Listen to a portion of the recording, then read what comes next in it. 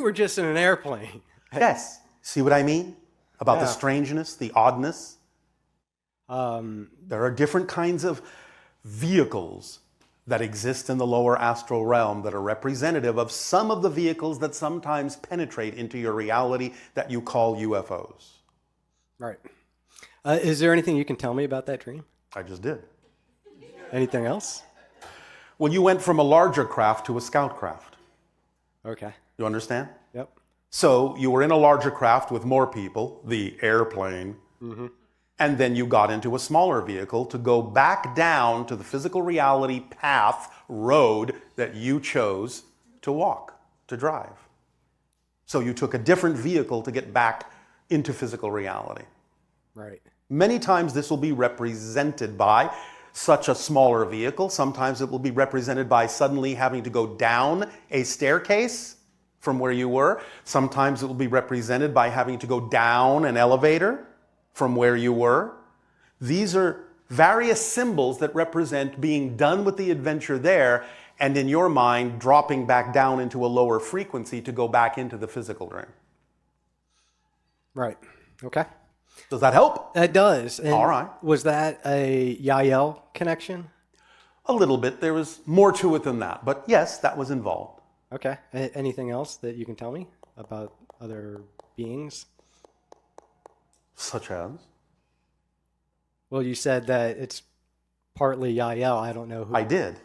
Would there be? So you want to know about the part I didn't tell you about? Ideally, yes. I see. And why do you think I didn't tell you about it? I didn't need to know. Thank you. Awesome. Yes? Anything else?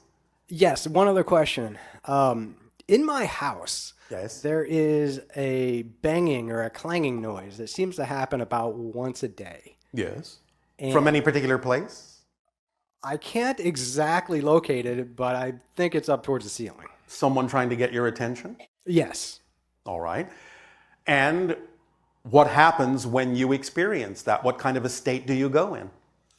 Well, I pay attention to what it is I'm thinking or saying at that time, and I'm like, ah.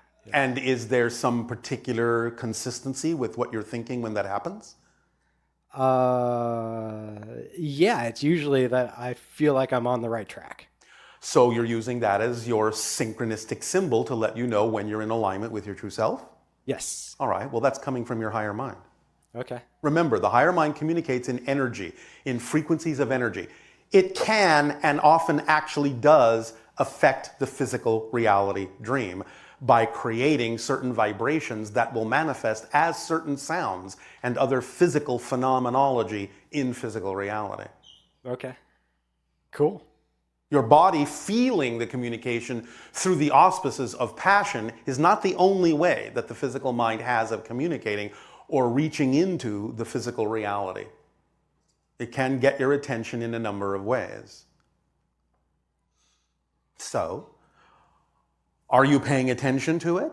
Yes, absolutely. So you're acting on your highest passion every moment that you can to the best you can with no insistence on the outcome and remaining in a positive state no matter what happens all the time? Yes, All right. mainly. You were just under the wire there in terms of your hesitation. Yeah, it doesn't happen all the time. It happens most of the time. All right. Thank you for your honesty. Anything holding you back from it happening all the time?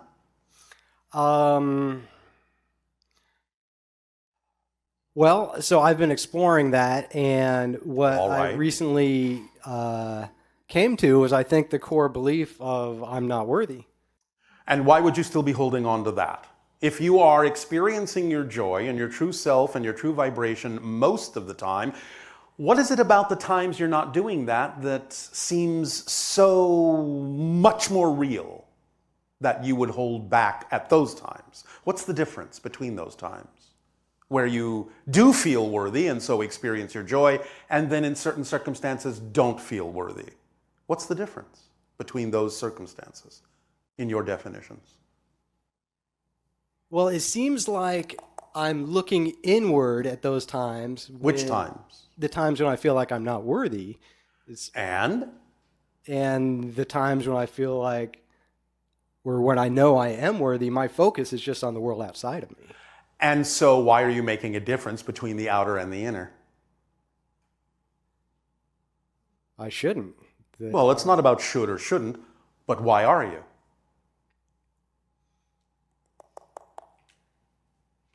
Can it be simply as simple as you believe there is a difference when there actually really isn't? Yeah, that must be it. I think that I'm still Yes.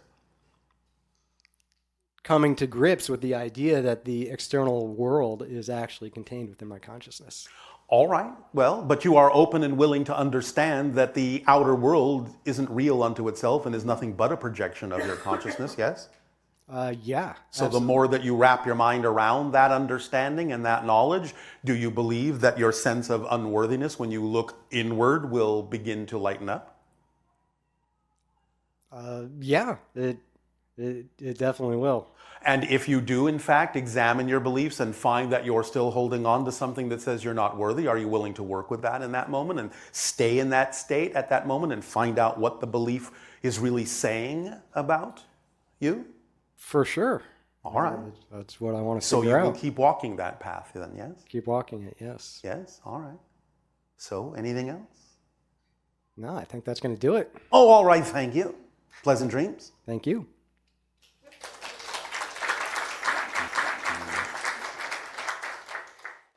Bashar? And you good day. Good. I want to tell everybody and you the trick how I got here. I don't know if you're familiar with the person Neville Goddard. He talked about imagination. All right, and so? So basically, I was sitting there and I was just imagining as if April, I think is her name, right? April already called my name. Yes. And I was actually getting ready to get up. Yes. She called my name. Yes. So this is an example of one of the things that we talked about earlier, where sometimes in the non-physical reality, you will plan out certain things and then get a sense when you go through your as-if exercise, it's because you already know, you already planned that out, and you're about to see it come into manifestation. Yes. And what's funny is, because you're talking about sleep and dreaming, Yes. he talks about that it's really powerful It is. to do that right before you go to sleep. It can be. Is it more powerful than during the day, or is there a difference? It depends on the person. It depends on their biological cycle. Really? Yes. We all have different You do. Now, some of them are somewhat coordinated in general, but nevertheless, there are going to be small differences between all of you individually. Isn't there something that happens in the sleeping state that makes the imagining before the sleeping state more powerful?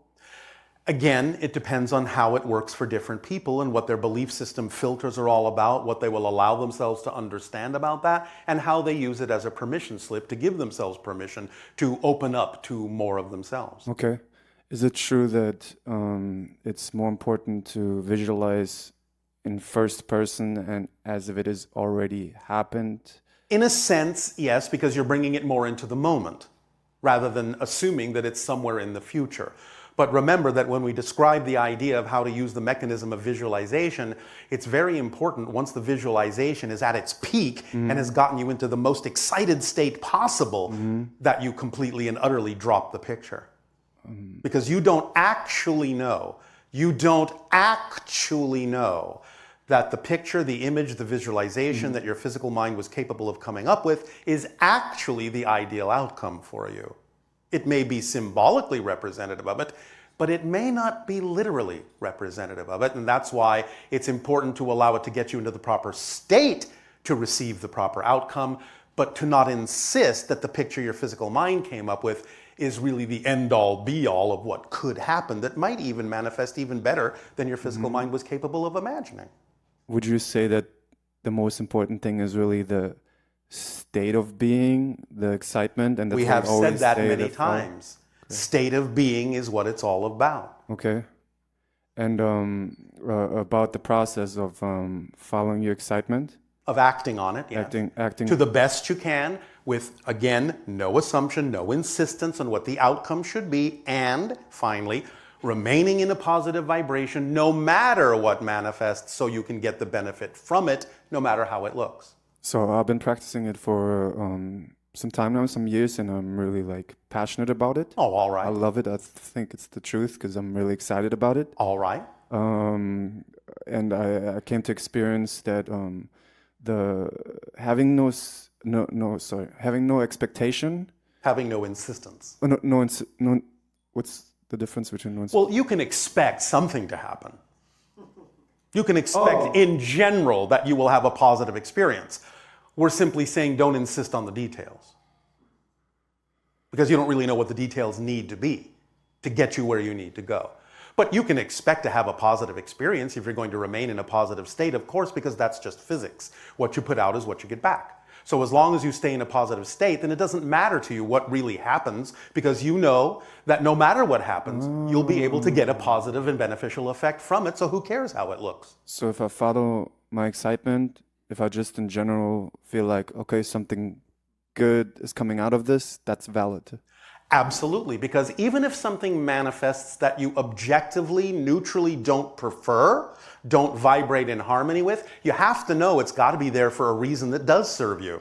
So if you stay in a positive state, you'll be able to get the benefit of why it's there. Whereas if you went into a negative state, like, oh, that doesn't belong here, then you're not going to get a positive experience from it because you have invalidated the fact that it showed up in your life when in fact it could be serving you by showing up in your life, even if it's something you don't prefer. Okay. So yes, it's all about the state of being that you choose to be in that determines what you get out of that experience, no matter how it looks, no matter how it was created, no matter what anyone else's experience or opinion is about it, no matter what old-fashioned definitions may be attached to it from your society. If you stay in a positive state, you will get a beneficial effect, no matter what anyone else experiences. Okay. Yes? You were talking about belief systems, Yes. and there's I follow you, and I'm sure you know about Abraham Hicks. I do. Yeah, and I was wondering because I'm trying to combine, Yes. there's a mix, combine and not be so confused about. What are you confused several, about? So what I'm confused is about so, for example, they say, let's say you have 10 subjects in life, like maybe health, relationship, money, etc. Yes. And maybe 3 of them suck, for example. Let's say, yeah. You understand that's a negative definition, right? That's true. Thank you. What I think for you to better understand my question is, they say that to focus on the one that's positive and keep your focus there. Keep your state there. Keep your state there. While you're dealing with the one that you have defined as sucking. Because the idea is you need to find out why you're defining it as sucking. That's the purpose of that coming up, is to figure out why it's not something that you believe is actually beneficial to you. So stay in the positive state with the things you have that relationship with. At the same time, be in a positive state when you deal with things that are vibrationally incompatible to the definitions you have given it. But what if you like in a challenge, and like a certain challenge, let's say with money? Yes. And by focusing, they say focusing on even the positive side of the stick, you still activate the other side of the stick, which is which you don't feel so positive about. Yes. And they say it's easier to focus on something. Some people may agree with that particular technique, but it's up to you, no matter what they tell you, and no matter what we tell you. Okay. It's up to you to decide what works best for you. You get to go, I like a little bit from column A. I like a little bit from column B. I like a little bit of what they're saying in column C, and I'm going to put my own ABCs together that works for me. Because it has to come from different sources in slightly different ways with different terminology, because there are different belief systems that need to hear things and see things in different ways in order to understand them. So you get to decide what part of what we're saying to you works, what part of what they're saying to you works, and you get to design your own particular permission slip out of all of that. I love that. But isn't the underlying thing to always follow your excitement? Isn't that underlying? Yes. Because what is your excitement? What is passion? That's what we've described. Your higher mind communicates in energy frequency language.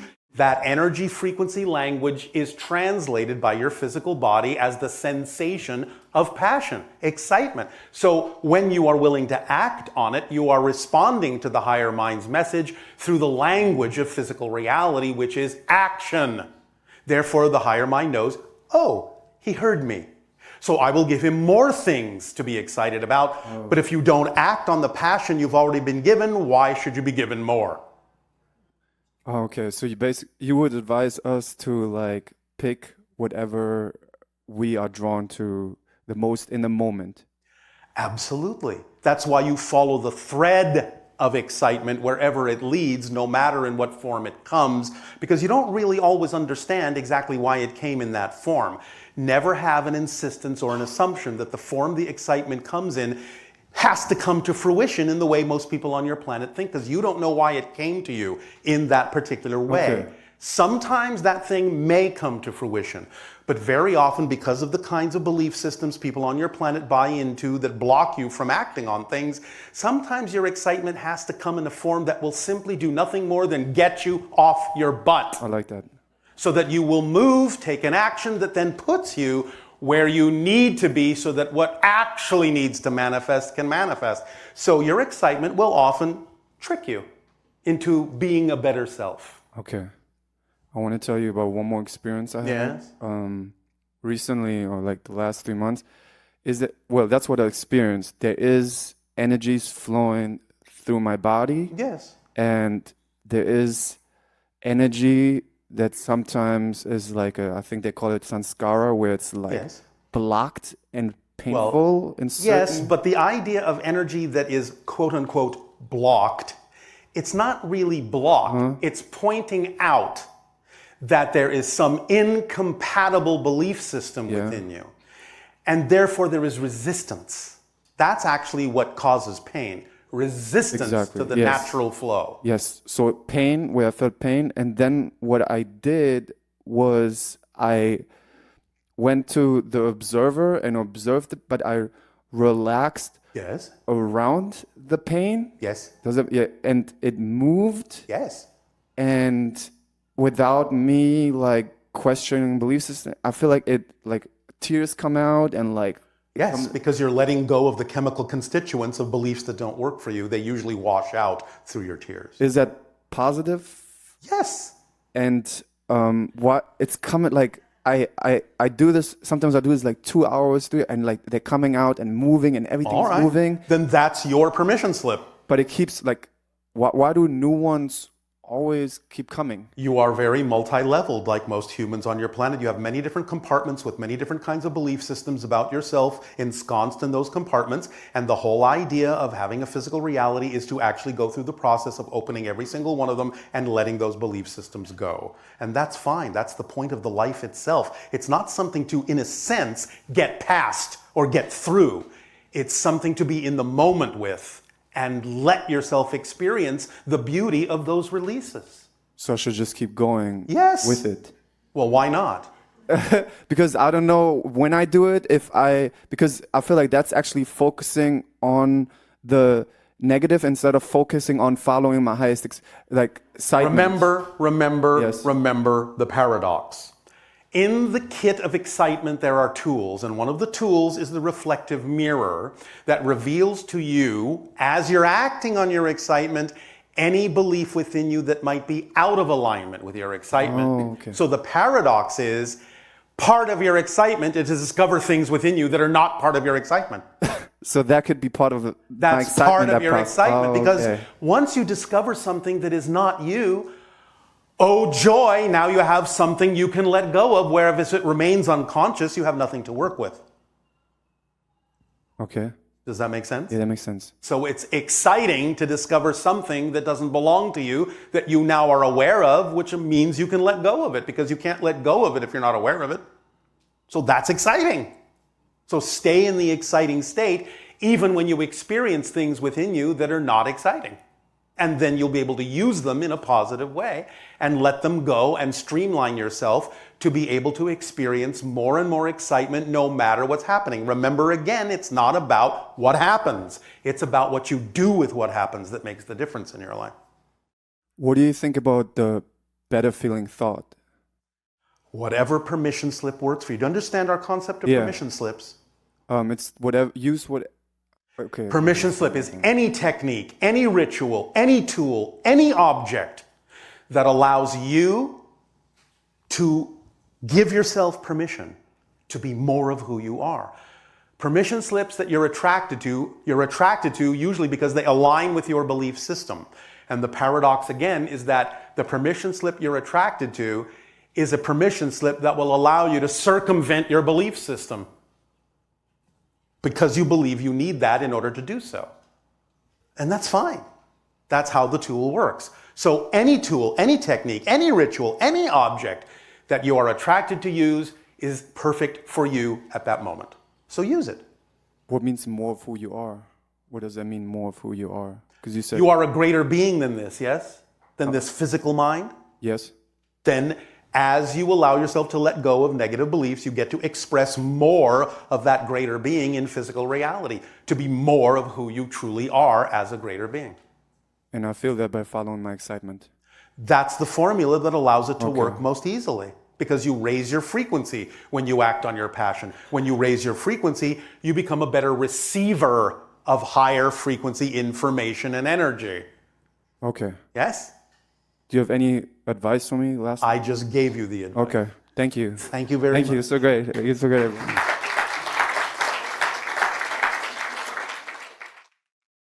Hello, Bashar. And are you good?